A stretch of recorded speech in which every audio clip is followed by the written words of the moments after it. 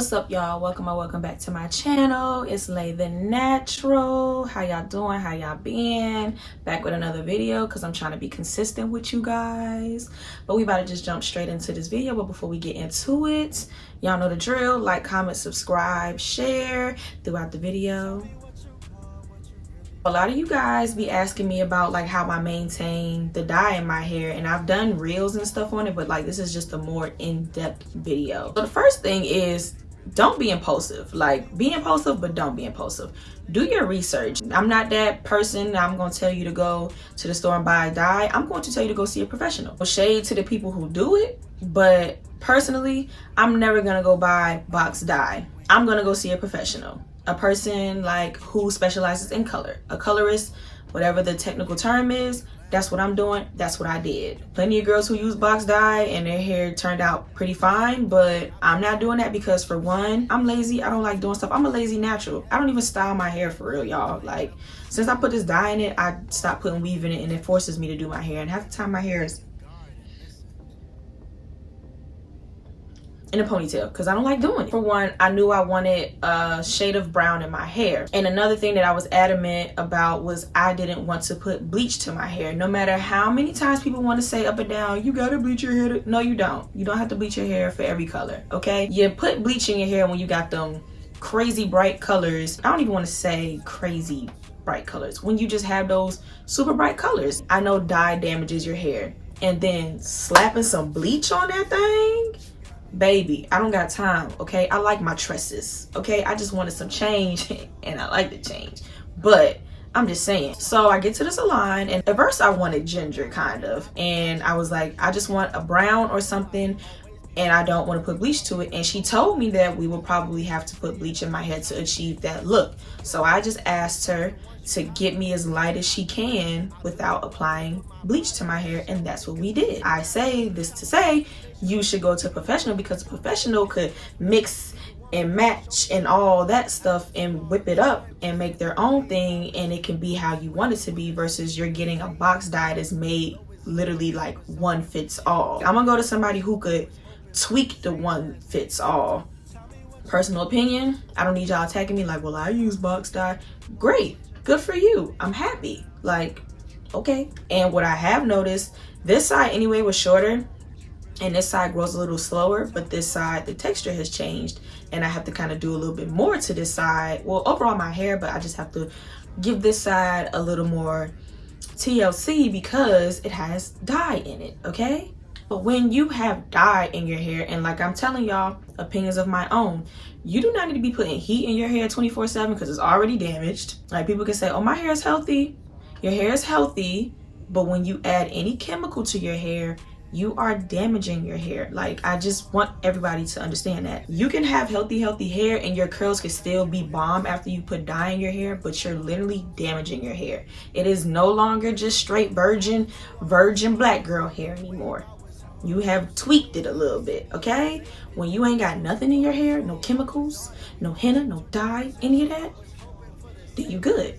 But dye damages your hair. If you are a person that has like the bright reds and the bright blondes and bright greens, you need to stop putting super hot water in your hair. First of all, people want to argue this point, but super hot water is not good for your hair, nor is it good for your skin. But that's a story for another day. Like, some people be like, well, you know, I got in the shower and the color is running. Yeah, because you're cooking it out of your hair, or it's just coming out because it's coming out. I'm gonna tell y'all like this. Guess who didn't see no brown in the tub at all since she has had her hair dyed since September of last year, September 2021? Me. Like, when I wash my hair now, I do it in warm water. Like, I don't cook my hair because I don't want to cook the color out. I don't think this color will necessarily fade out. It could though, I'm sure. But I'm just not going to put super hot water to my hair because it's going to cook the color out. And then you're wondering why your hair is just, or why your color is mad ashy. Yeah, because you cooking the color out. It's gonna be ashy. Y'all know y'all done seen them oranges and them blondes and them pinks that's looking a little ashy in the back. Like, it was supposed to look pink, but now it looks like a real pale pink or like salmon looking. But the whole time you was going for orange, but now you done cooked this color and played with it enough ways. Now you got the rainbow going in the back of your head, and that ain't it. Like, that ain't it. You need to trim your hair. I'm not saying you need to trim your hair all the time, because you don't. I'm not one of them naturals. It's like, trim your hair every 3 weeks, trim it regularly, but you need to trim it. When you see it getting grassy at the ends, you need to trim that. Like, when I tell you, having dye in your hair, it's a commitment, and I feel like a lot of people don't take it serious. It's a commitment, okay? Like, I know some people like, it's just hair. It's just hair. But I like my brown to look good in my hair, okay? Make sure your moisture and your protein go like, there go that net, there go that net. When you dye your hair, you're breaking the protein down in your hair. So you need to put protein back in your hair. And your hair is like dry and grassy, you need to put moisture back in it. You need your moisture protein balance. 2 of my favorite protein treatments is the Afro-G 2-step one and the Curlsmith hair salve bond. I'm saying it all wrong, but I'll link them down there. Those 2 are the best. I was a person that would protein treat my hair before the dye like once a month, especially if I knew I was about to blow dry it, like I ain't had no sense, or I was about to get it silk pressed. So I've noticed now that I have the dye in my hair, I might protein treat the beginning of the month and I'll do it again like the very end of the month. But my hair can handle that. Everybody's hair can't do that. Like I told y'all, and this me, I do not like to wear protective styles in my hair for too long. I've mentioned before, like now that I have this dye in my hair, I try to stay away from weave, because I would notice if I wore Marley hair or braiding hair in my hair, it would dry my natural hair out so bad, and I'm already like, it gets dry sometimes on its own. So me just slapping weave on it. But if you are a person that does that, you need to make sure you're moisturizing your hair while it's in a protective style. I make sure I deep condition my hair every week. Even when I protein treat my hair, I go right back in there with a deep conditioner. And some deep conditioners contain protein. You just have to look on the back and you just have to kind of decipher it. Or some might say like protein, something is in it. You have to be mindful of things like that. But regardless, I'm always deep conditioning. I don't miss a week without deep conditioning. And I've been like that for years, unless I had a protective style in my hair. I feel like deep conditioning my hair has contributed to my hair growth significantly, because my hair really doesn't get dried out. And I'm not scared of water. Spray, spray, spray, spray, spray. Water is always in this. Oh, you just need to stay away from anything that's just going to dry your hair out. A lot of gels dry your hair out too. Like, I used to be an eco kind of girl. No, like in the past 2 years, I let Eco Styler go unless I'm at somebody's house and I just need it, because Eco Styler, it's a good gel, it has a good hold, but it would dry my hair out. So now I use the Extreme Wet line, and I really want to find a gel that doesn't have anything in it. But I know that just comes down to when people say use like flaxseed gel. I haven't tapped into that where I had the patience to do that yet, so I'm not gonna do that yet. I'm gonna just admire from a distance everybody that uses flax gel in their hair.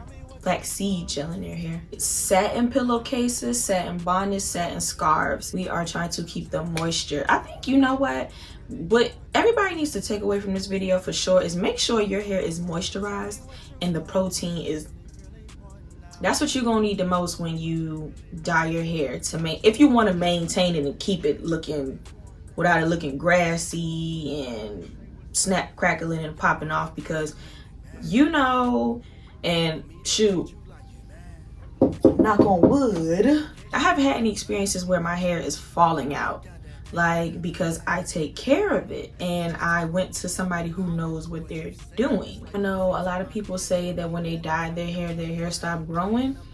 I don't think it stopped growing. I just think you just wasn't taking good care of it. But natural hair can grow. Like, I know y'all be seeing some of them natural hair girls, like the girly girls, and their hair be like orange, blue, yellow, green, and everything else. Like, hello sis, your hair can thrive with the dye in it. And if you're nervous to dye your hair, that's completely understandable, because for the longest time I said I would never dye my hair, and I was like, you know what, you about to be 26, girl, you don't know what your hair look like, you don't know how long it look like, it's time for a change. And I dyed it and I loved it. Like, sometimes dyeing your hair boosts up your self-esteem. Like, it makes you feel pretty. Like, I feel like a baddie with this in my hair, especially like when I got my hair in curls or like just straight with the silk press. I am a baddie with the brown hair, with the half and half, okay? And can't nobody tell me nothing. And for my 27th, I might have to dye it again, for real, for real. I don't know what color I'm gonna do. Probably some kind of red, whatever I can get without, you know, putting bleach to it. But it's like a confidence booster, yo. Like, nothing wrong with making yourself wanting to feel pretty, look pretty, whatever. It ain't nothing wrong with it. So this is your sign. If you considering dyeing your hair, you need to dye it. Put some highlights in it, put a little patch in it, dye the whole thing if you will. If that's what's gonna make you feel like a bad bitty, then do it. Just make sure you're maintaining it so you don't have to have in the back of your head like, oh my gosh, I just dyed my hair and now it's just like the end all be all. No, literally dye whatever you want. Just make sure you maintain it, because that's what's gonna help you in the long run. Like, if your hair is strong and you're keeping it strong while it's dyed, like some girls I literally know will go from like jet black to blonde to red to blue to purple, and it's like, yo, what? Like, they could do it, I won't do it, but it's like your hair still looks good. I'm not gonna keep y'all hair long, so make sure you guys like, comment, subscribe, and share. And like I said, this is your sign to dye your hair, sis, or bro, shoot, this is your sign to dye it. But until then, I'll see you guys later. Bye.